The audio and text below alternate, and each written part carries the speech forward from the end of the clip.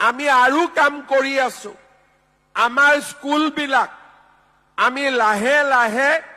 8 কোটিকৈ টকা দি 6 কোটিকৈ টকা দি আমাৰ স্কুলবিলাক আমি নতুনকৈ নিৰ্মাণ কৰাৰ কাম আৰম্ভ কৰিছো চাহ বাগিচাত লৰা ছোৱালীয়ে যাতে পঢ়িব পাৰে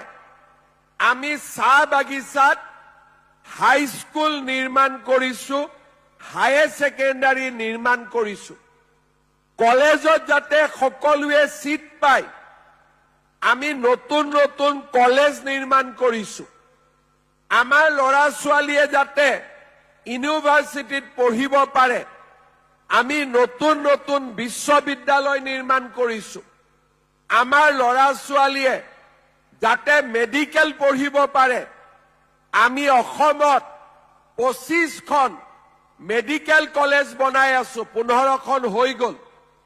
ইঞ্জিনিয়াৰিং কলেজ কৰি আছো যাতে দুখীয়া লৰা ছোৱালী মধ্যবিত্ত লৰা ছোৱালীয়ে সকলোৱে নিজৰ সপোনবিলাক পূৰণ কৰিব পাৰে এতিয়া বহুতে কয় যে পঢ়া শুনা কৰি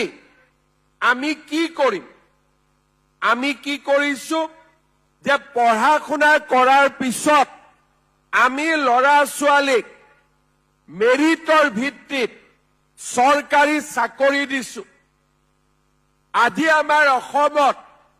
তোমালোকে দুদিন পিছত স্কুলত পঢ়িবা